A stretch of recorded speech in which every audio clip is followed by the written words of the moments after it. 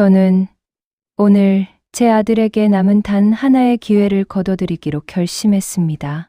이 말을 하게 될 줄은 정말 몰랐습니다. 하지만 어떤 선택은 늦게 할수록 더 큰 상처가 된다는 사실을 저는 너무 뒤늦게 깨달았습니다.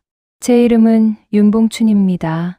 올해 72이 되었고 평생을 YK그룹이라는 이름 아래 모든 것을 걸고 살아왔습니다.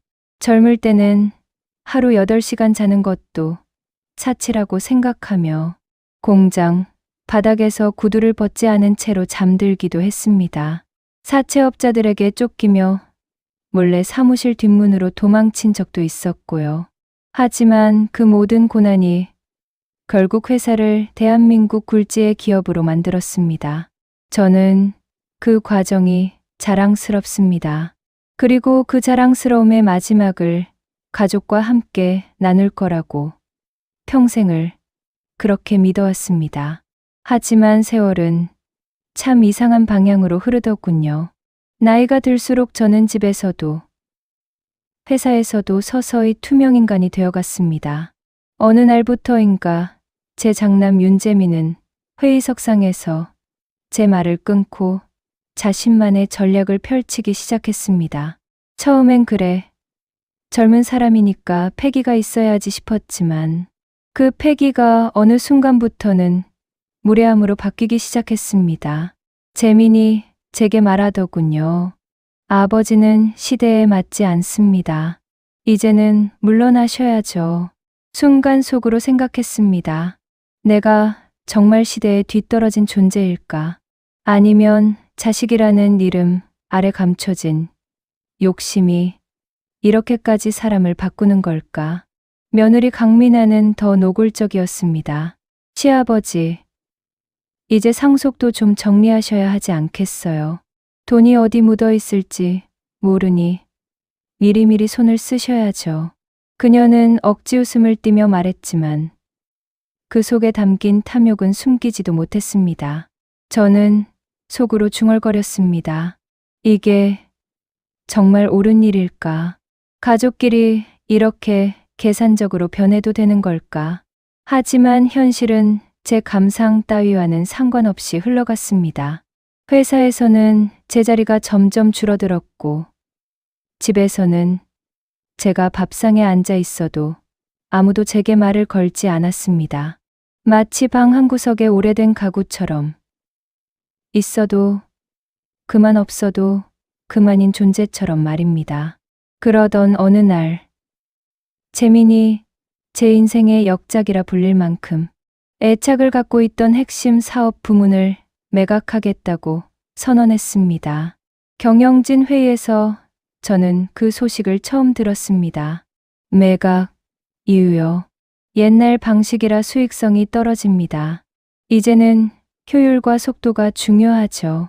그 말을 듣는 순간 머리를 한 대 얻어맞은 듯 멍해졌습니다.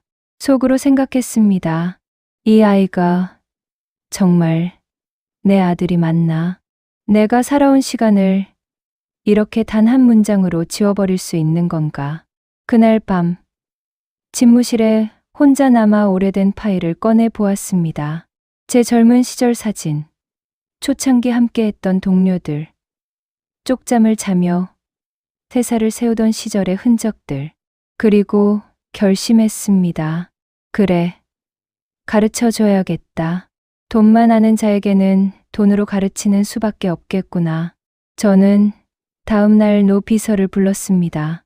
30년 동안 제 곁을 지킨 유일한 충신이죠. 노 비서에게 제 결심을 털어놓자 그는 잠시 말없이 고개를 떨구더니 이내 단호한 눈빛으로 고개를 들어 올렸습니다. 회장님, 준비하겠습니다. 그 눈빛은 분명했습니다. 저를 위해서가 아니라 이 집안이 더 망가지지 않도록 하기 위해서라는 걸 저는 알고 있습니다. 그날부터 저는 철저하게 조용히 아무도 모르게 제 모든 자산을 하나하나 다른 곳으로 옮기기 시작했습니다. 오래전부터 준비해둔 신탁 시스템도 가동했고 해외 자산과 지분들도 하나씩 정리했습니다. 그리고 결국 하나의 유언장을 완성했습니다. 장남 윤재민에게는 단 1%의 지분만 상속한다. 나머지 99%는 내가 지정한 조건을 충족한 자에게 넘어간다. 서류에 도장을 찍는 순간 저는 속으로 생각했습니다. 미안하다, 재민아. 하지만 이 선택이 내 인생을 살리는 마지막 칼이 될 것이다. 이렇게 제 복수극의 첫 페이지가 펼쳐졌습니다. 제 마음 한편에서는 여전히 갈등이 꿈틀거렸습니다. 나는 아버지다. 아버지가 자식에게 이런 선택을 해도 되는 걸까? 하지만 다른 한편에서는 단단한 결심이 저를 붙잡고 있었습니다. 아니, 이것은 복수가 아니다. 이건 교육이다. 마지막으로 남은 참교육이다. 그리고 저는 조용히 세상에서 사라질 준비를 했습니다. 저는 제 복수이자 교육의 첫 단계를 마친 뒤 모든 준비가 끝났다고 생각했습니다만 그 직후 벌어진 일들은 제 결심을 더욱 단단하게 굳히게 만들었습니다. 사람의 탐욕은 끝이 없고 한번 시작된 무시는 멈추지 않는 법이더군요. 그날은 유독 몸이 무거웠습니다. 회의 참석차 본사에 방문했는데 제가 도착했음에도 아무도 일어서지 않았습니다. 예전 같았으면 임원들 모두가 자리에서 일어나 인사를 건넸겠죠. 하지만 이제는 달랐습니다. 제 존재는 이미 그들의 계산에서 제외된 지 오래였던 겁니다. 재미는 회의실 앞에서 저를 보더니 무심한 표정으로 말하더군요. 아버지, 오늘 회의는 젊은 임원들끼리 이야기할 부분이 많습니다. 너무 오래 계시면 피곤하실 거예요. 저는 속으로 이렇게 생각했습니다. 피곤한 건 내가 아니라 나다. 그리고 내 말투엔 배려가 아니라 배제가 숨어 있구나. 회의가 시작되자 저는 구석 자리에 조용히 앉았습니다. 그러나 회의 내내 제 의견을 물어보는 사람은 단 한 명도 없었습니다. 핵심한 거는 바로 YK그룹의 미래를 결정할 만한 사업, 부문 메가컨이었습니다. 제가 평생을 바쳐 키워온 기업에 심장을 팔자는 이야기였죠. 그러다 재민이 태연하게 이렇게 말하더군요. 이번 매각으로 확보되는 자금은 신규 플랫폼 사업에 투자하겠습니다. 그리고 낡은 경영 방식은 이제 더는 유지될 필요가 없어요. 순간 제 손이 떨리더군요. 속으로 생각했습니다. 낡은 경영 방식이라 그 낡은 방식 덕분에 내가 지금 있는 거겠지. 내가 누리는 이 모든 부와 권력이 그 낡은 방식에서 나왔다는 사실을 너는 정말 이렇게 쉽게 잊어버릴 수 있는 거냐? 그러나 저는 아무 말도 하지 않았습니다. 말을 한다고 해서 마음이 통할 관계가 아니었기 때문입니다. 이미 이 아이는 제 말을 듣지 않는 존재가 되어 있었습니다. 회의가 끝난 뒤 저는 잠시 복도에서 숨을 고르고 있었는데 미나가 다가왔습니다. 그녀는 제 앞에서 억지 웃음을 지으며 말했습니다. 아버님, 요즘 몸도 안 좋으시고 힘드실 텐데 이런 큰 고민은 젊은 사람들한테 맡기세요. 그리고 상속 문제도 빨리 정리하시는 게 서로 좋지 않을까요? 저는 그 말을 듣고도 대답을 하지 않았습니다. 그저 그녀를 바라보기만 했습니다. 그러자 미나는 제 표정이 마음에 들지 않았는지 작게 혀를 찼습니다. 속으로 생각했습니다. 그래, 이 며느리는 처음부터 나를 존중한 적이 없었지. 이 집안을 하나로 묶기는커녕 더 갈라놓고 있었구나. 그날 밤 저는 집으로 돌아오는 길에 차 안에서 창밖만 바라보고 있었습니다. 서울의 밤거리는 여전히 화려했고 그 불빛은 마치 제가 걸어온 인생을 비추는 것처럼 보였습니다. 하지만 그 화려함 뒤에 숨겨진 그림자를 보지 못한 것은 제 실수였습니다. 가족에게 회사를 물려주는 것이 당연하다고 생각했던 제 순진함이 결국 지금의 상황을 만들었겠죠. 집에 도착하니 아내가 다가와 제 얼굴을 살피며 말했습니다. 당신 또 힘든 일 있었죠? 저는 고개를 끄덕이지도 부정하지도 않았습니다. 아내도 이미 이 집안에서 제가 어떤 취급을 받는지 알고 있었기 때문입니다. 그날 밤 아내가 잠든 뒤 저는 집무실에서 오래된 가계도를 꺼내 들었습니다. 그리고 그 아래에 적힌 문구를 바라보았습니다.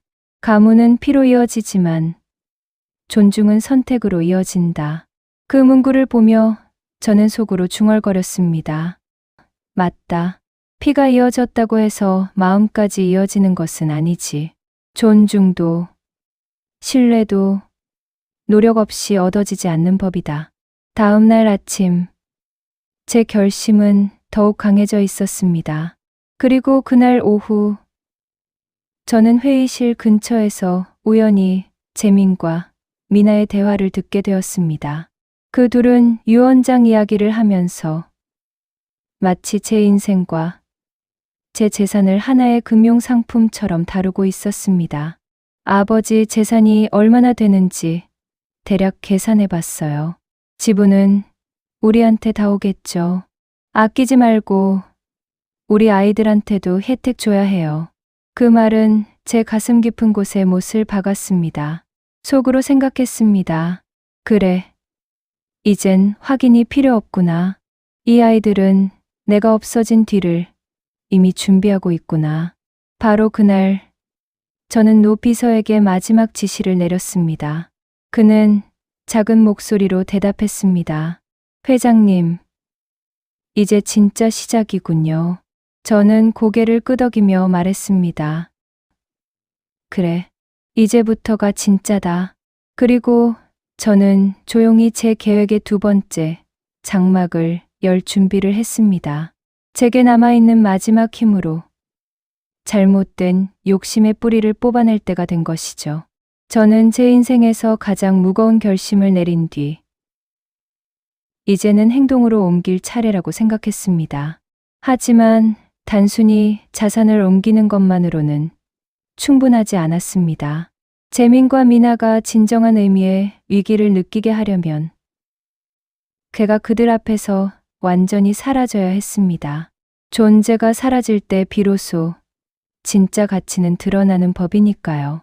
그날 아침, 저는 오랜만에 거울 앞에서 제 얼굴을 오래 들여다보았습니다. 주름이 깊게 파인 이마, 회색빛이 도는 머리카락, 예전보다 움푹 꺼진 눈가. 그 모습을 보며 속으로 생각했습니다. 참, 이렇게 늙어버렸구나. 그런데 이 늙은 얼굴을 보는 것조차 귀찮아한 사람들이 내 가족이었다니. 저는 긴 한숨을 내쉬고 외투를 걸쳤습니다. 오늘은 제 계획의 첫 단계를 실행하는 날이었습니다. 회사로 향하는 차 안에서 요 비서는 긴장한 듯 조용했습니다. 저는 그런 노 비서를 바라보며 말했습니다. 노 비서, 이제부터 조금 극적인 장면이 벌어질 수도 있습니다. 준비되셨습니까? 그는 고개를 깊게 숙이며 말했습니다. 회장님을 위해서라면 어떤 일이라도 감당하겠습니다. 그 대답은 제 마음을 조금 흔들었습니다. 속으로 생각했습니다. 그래. 그래도 내 곁에는 이렇게 끝까지 남아준 사람이 있구나. 피보다 진한 인연이란 게 이런 걸 말하는 걸까? 차창 밖을 바라보니 겨울의 끝자락 같은 흐린 하늘이 펼쳐져 있었습니다.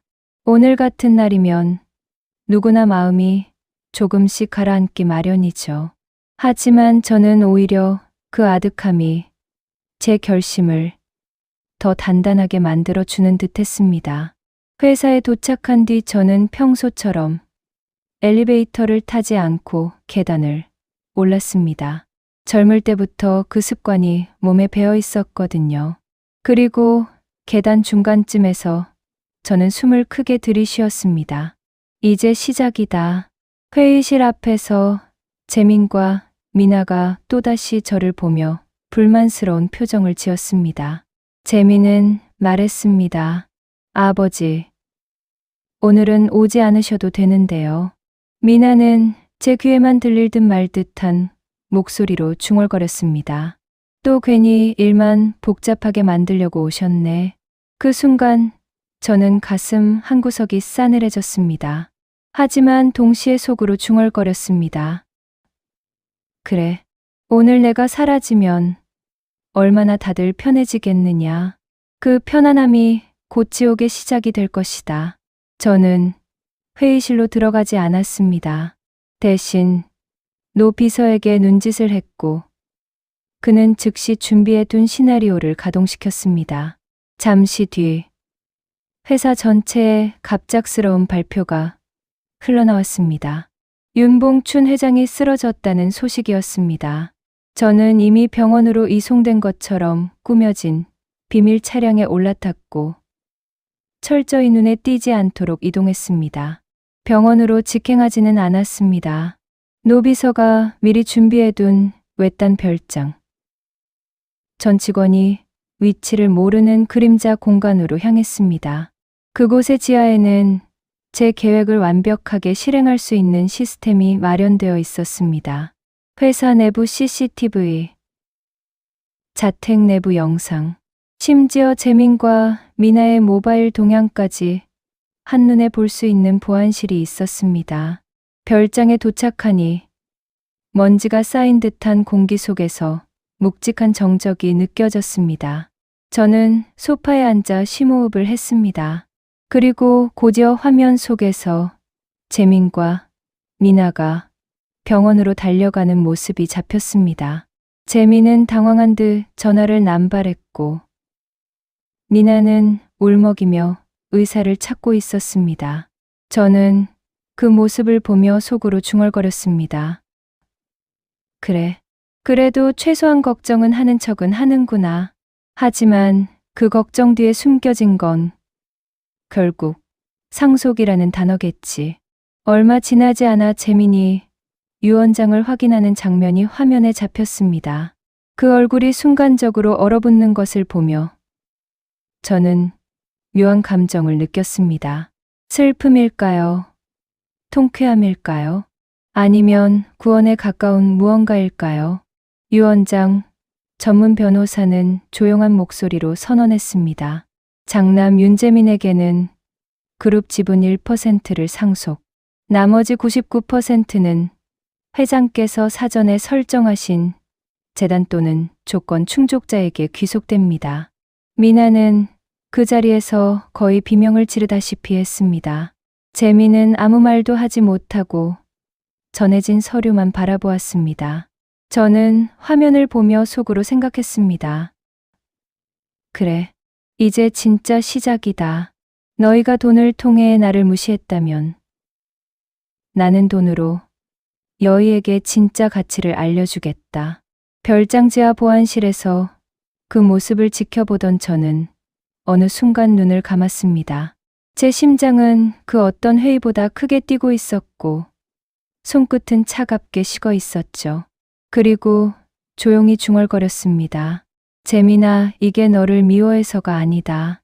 너를 다시 사람으로 돌려놓기 위한 마지막 선택이다. 그 말을 입 밖으로 내뱉는 순간 저는 비로소 제 복수극의 서막이 완전히 펼쳐졌음을 느꼈습니다. 저는 외딴 별장의 지하 보안실에서 하루 종일 화면만 바라보고 있었습니다. 재민과 미나는 병원 복도를 분주히 오가며 의사들에게 따져 물었고 상황을 파악하지 못해 더욱 혼란스러워 보였습니다.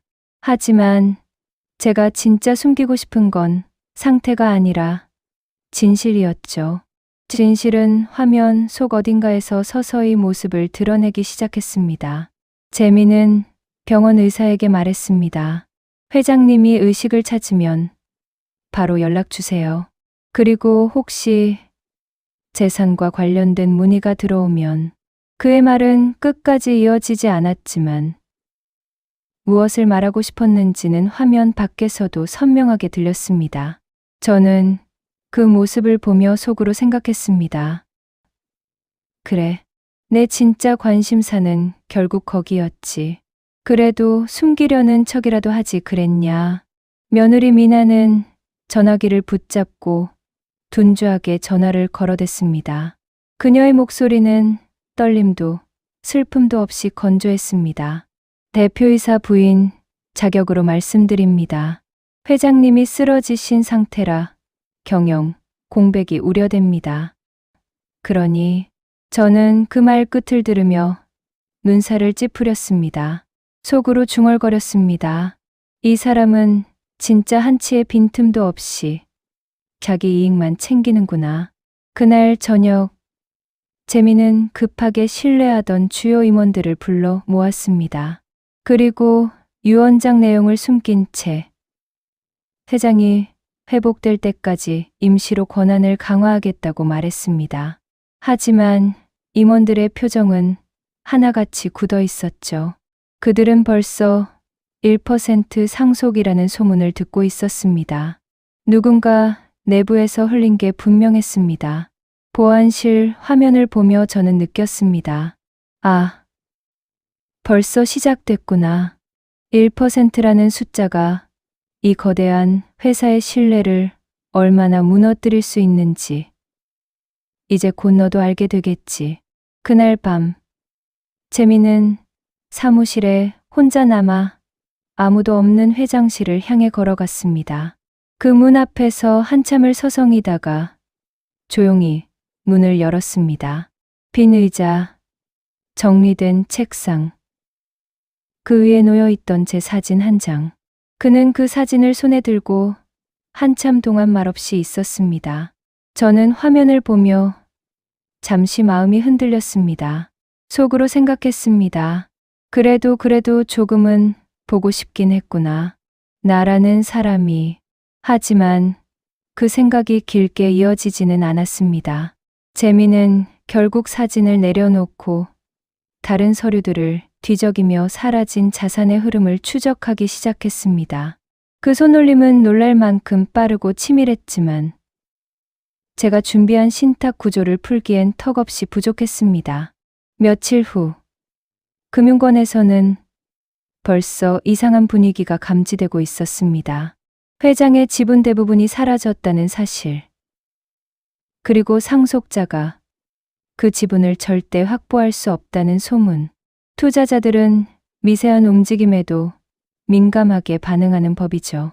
주가는 조금씩 흔들리기 시작했습니다. 그 흔들림은 불길처럼 번졌습니다. 재미는 당황한 듯 투자사들과 긴급 회의를 열었습니다.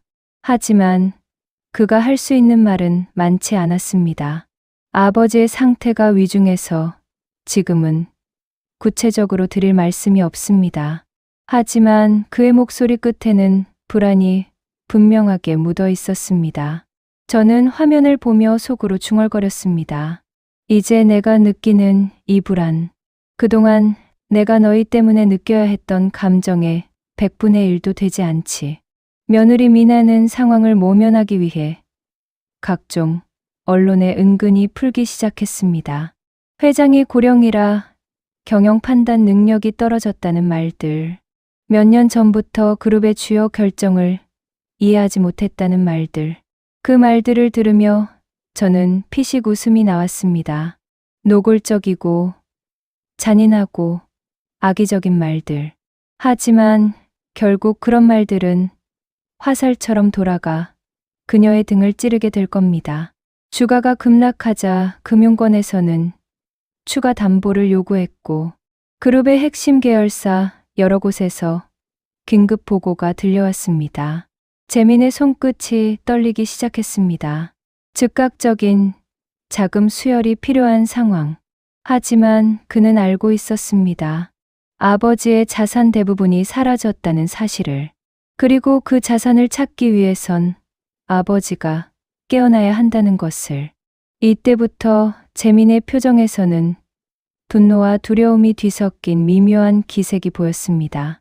저는 그 표정을 보며 속으로 생각했습니다. 좋다.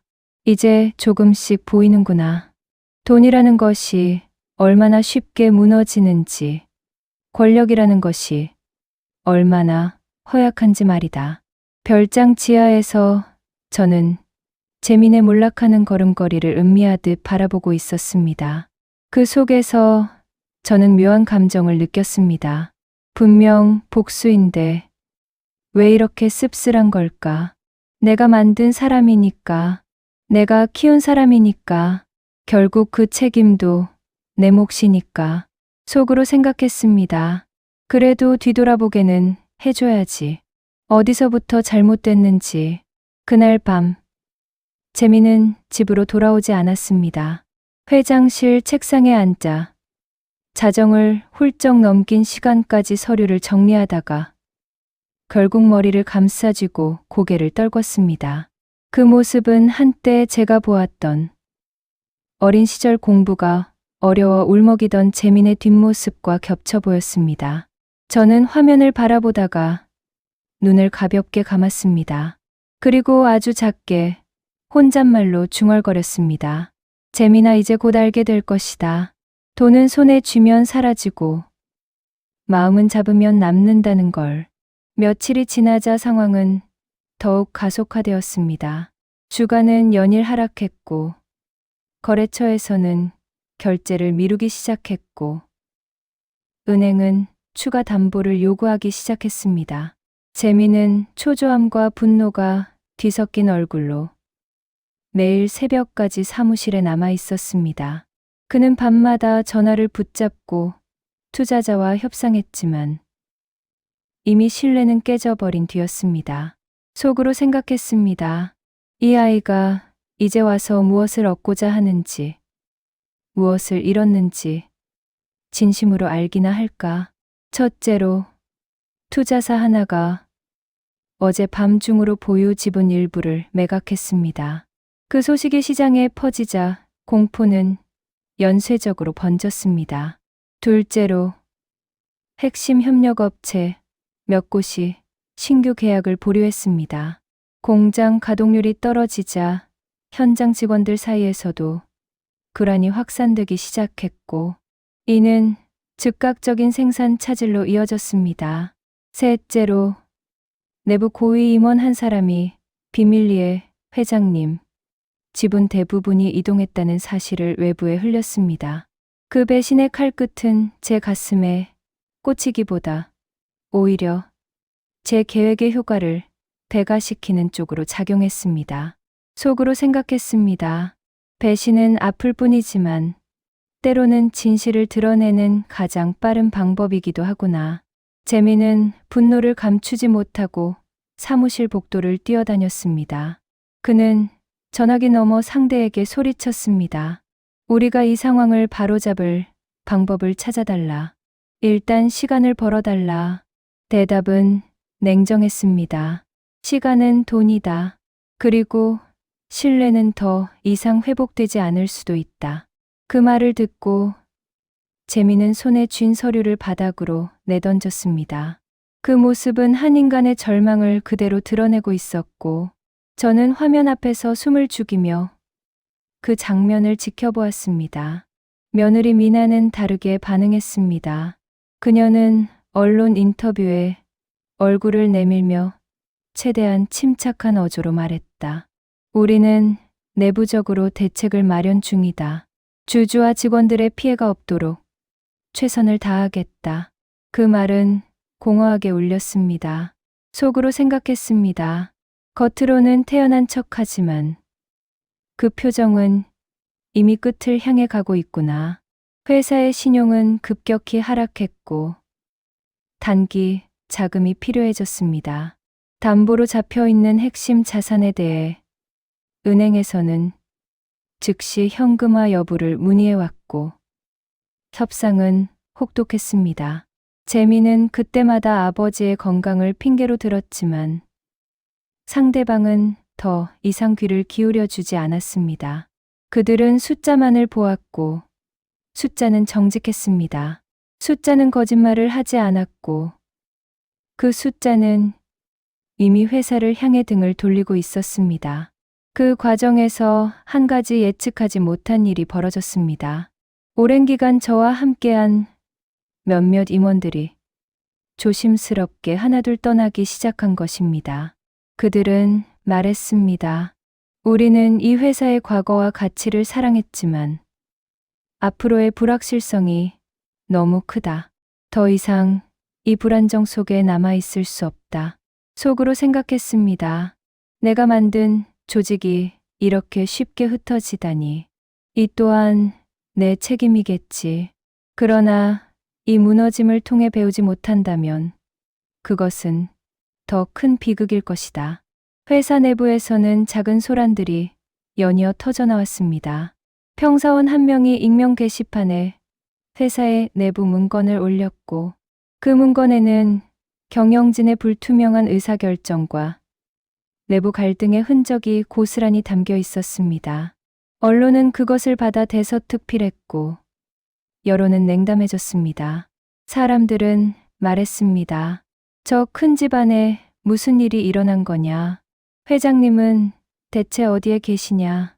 그 질문들이 제 귀에 닿을 때마다 저는 가슴 한쪽이 뜨거워지다가 식는 것을 느꼈습니다. 그 와중에 집안에서는 개인적인 비극도 벌어졌습니다. 미나는 결국 이혼 카드를 꺼냈습니다. 그녀는 소속감을 잃은 채 자신과 자신의 아이들을 지키기 위해 법적 절차를 준비하기 시작했습니다. 그 소식을 전해들은 재미는 절망과 분노 속에서 또 한 번 주저앉았고 집안의 공기는 더 냉랭해졌습니다. 속으로 생각했습니다. 이제 너희는 모든 것을 잃어야만 배울 수 있겠구나. 그 대가가 너무 크지 않길 바랄 뿐이다. 별장지하 보안실에서 저는 이 모든 과정을 지켜보며 가끔씩 숨을 고르고 차를 마셨습니다. 눈앞에서 벌어지는 실패는 쓴 소주처럼 쓰고 매웠지만 한편으로는 어떤 안도감도 느껴졌습니다. 속으로 생각했습니다. 내가 이 일을 통해 얻고자 했던 것이 무엇이었나? 단순한 복수인가?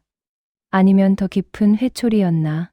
어느 날 밤, 재민이 홀로 남아 창밖의 어둠을 바라보다가 조용히 말했습니다. 아버지, 제발 돌아오세요. 그 말에는 오만도 자존심도 없었고 단지 인간의 절실함만이 묻어 있었습니다. 저는 화면을 통해 그 말의 떨림을 들으며 속으로 생각했습니다. 이제 비로소 너의 마음이 조금 열린 것 같구나. 하지만 이 마음의 변화가 진정한 회복으로 이어질지는 아직 알 수 없었습니다. 돈과 권력은 쉽게 무너지지만 사람의 성품은 오랜 시간에 걸쳐 형성되는 법입니다. 앞으로 너희가 어떤 길을 택할지 나는 끝까지 지켜볼 것이다. 아들이 무너지고 난 뒤에 침묵은 생각보다 더 무거웠습니다. 재미는 매일같이 사무실에 출근했지만 그 눈빛에는 예전의 자신감은 찾아볼 수 없었습니다. 그는 늘어난 회색 머리를 쓸어 넘기며 한숨만 내쉬었고 제가 화면을 통해 지켜보는 동안에도 몇 번이고 입술을 깨물었습니다. 속으로 생각했습니다. 사람이 이렇게 짧은 시간 안에 변할 수도 있는 걸까? 아니면 지금까지 가려져 있던 진짜 모습이 드러난 걸까? 첫째로, 재미는 남아있는 임직원들을 일일이 찾아다니며 불안한 마음을 달래주려 했습니다.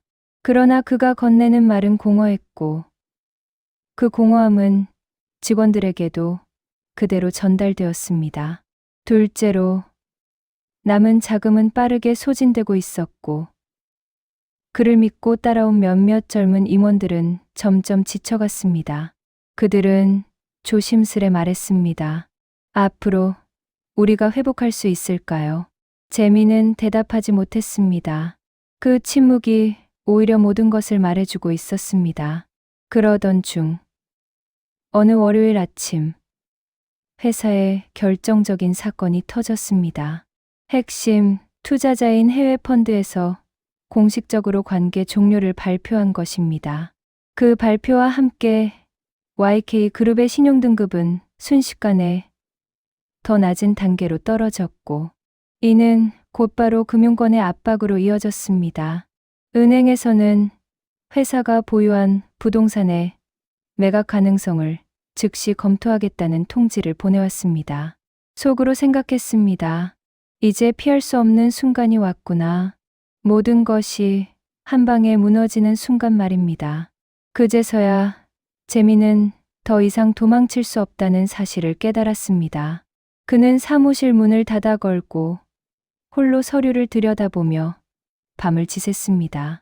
새벽 3시쯤 그는 결국 고개를 들고 노련한 본부장에게 전화를 걸어 말했습니다. 제가 잘못했습니다. 도와주십시오. 그 말은 마치 오래된 속박을 끊는 듯 떨리고 있었습니다. 하지만 이미 돌아가기에는 너무 멀리 와 있었다는 것을 그는 알지 못했습니다. 그 무렵 며느리 미나는 집을 비웠습니다. 변호사 사무실에서 협의, 이혼 절차에 들어간 것이었습니다.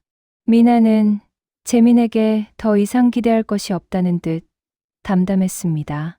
그녀는 재산 분할에 대해 상세히 묻고 아이들 양육 문제까지 조목조목 짚었습니다. 그 모습을 본 변호사는 차가운 목소리로 조언했습니다. 남편분이 회복될 가능성은 낮습니다. 이혼 결정을 번복하실 이유가 없어 보입니다. 그 말에 미나는 고개를 끄덕였지만 속으로는 생각했습니다.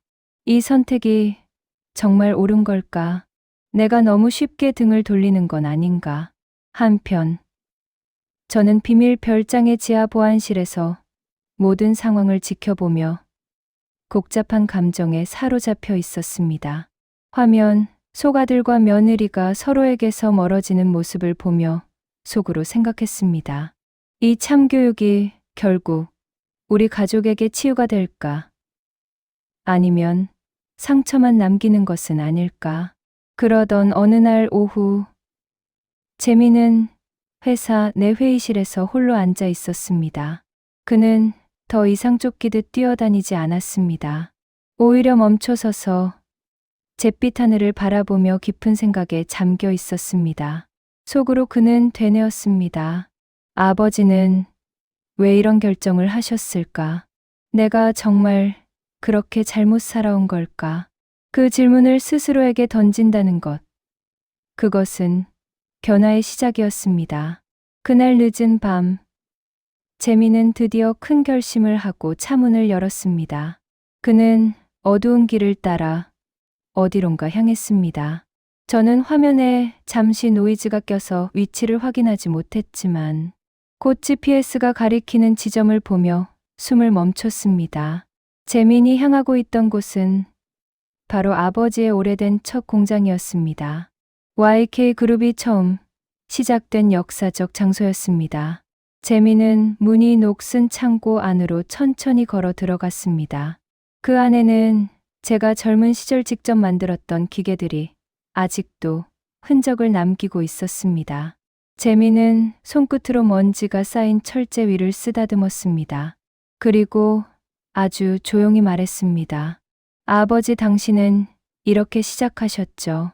그 순간 저는 화면 앞에서 눈을 감았습니다. 속으로 생각했습니다. 그래. 이제라도 내가 나의 진짜 삶을 이해하려 한다면 그걸로 충분한 시작이다. 그날 새벽, 노 비서가 제게 와서 조용히 말했습니다. 회장님, 이제 결단하셔야 할 때 같습니다. 저는 깊은 숨을 들이마셨습니다. 이제 참교육의 마지막 단계를 준비해야 했습니다. 아들이 스스로 깨달음을 얻기 시작했다면 이제 남은 것은 마지막 시험뿐이었습니다. 재민이 첫 공장을 찾아간 그날 이후 제 마음속에서는 복잡한 감정이 천천히 뒤섞이고 있었습니다. 참교육이라는 이름으로 시작했던 계획이었지만 아들의 변화 앞에서는 제 스스로도 생각이 흔들렸습니다. 속으로 생각했습니다. 정말 이 아이가 변하려는 걸까? 아니면 잠시 흔들리는 것뿐일까? 하지만 아직 끝낼 수 없었습니다. 깨닫기 시작했다는 것과 진심으로 변했다는 것은 전혀 다른 의미였기 때문입니다. 그래서 저는 마지막 시험을 준비했습니다. 그 시험은 돈도 권력도 회사도 아닌 오로지 인간에 대한 존중이 중심이 되는 시험이었습니다. 그날 새벽, 저는 노 비서와 함께 오래전부터 준비해온 자료들을 검토했습니다. 제 마지막 유언장, 숨겨둔 자산의 구조, 99%의 지분이 돌아갈 조건, 그리고 그 조건을 수행해야 하는 미션 리스트. 노 비서는 그 리스트를 보며 잠시 제 얼굴을 바라보았습니다. 회장님, 정말 이 방법 외에는 길이 없다고 생각하십니까? 저는 천천히 고개를 끄덕였습니다. 저 아이는 평생 모든 것을 쉽게 얻어왔습니다. 노력 없이 얻은 것은 결국 잃기 쉽다는 사실을 가르쳐줘야 합니다. 그 말을 하면서도 속으로 생각했습니다. 이 시험이 너무 가혹한 건 아닐까. 하지만 지금 아니면 영영 늦을 것 같았습니다. 그 무렵 재미는 혼자 회사의 빈 회의실에서 새벽마다 과거의 사업 기록을 들여다보고 있었습니다. 그는 아버지가 직접 작성했던 손글씨, 메모, 초기 개발한 공장의 성장 기록을 천천히 훑으며 눈시울을 붉히기도 했습니다. 속으로 그는 생각했습니다. 내가 이렇게 쉽게 판단한 아버지가 사실은 누구보다 성실한 사람이었구나. 그 깨달음은 아들의 마음에 큰 균열을 만들고 있었습니다. 그리고 마침내 저는 중요한 결정을 내렸습니다. 노 비서를 통해 재민에게 연락을 보낸 것입니다. 아버지가 당신을 부르십니다. 아들은 그 말을 듣고 숨을 삼켰고 곧장 차를 몰아 지정된 장소로 향했습니다. 그 장소는 YK 그룹의 시작이자 제 인생의 가장 뜨거웠던 시절이 남아있는 오래된 작업장이었습니다. 저는 그곳에서 조용히 그를 기다렸습니다. 재민이 문을 열고 들어오자 순간 그의 눈이 크게 흔들렸습니다. 아버지, 정말 살아계셨습니까? 그 말에 저는 가볍게 고개를 끄덕였을 뿐이었습니다. 그 순간 아들은 숨을 몰아쉬더니 그대로 바닥에 무릎을 꿇었습니다. 저는 예상하지 못한 행동에 잠시 멈칫했습니다. 아버지, 잘못했습니다. 저는 지금까지 제 능력이라고 착각했습니다. 아버지가 만들어준 기반 위에서 제가 뭘 잃었다고 생각했습니다.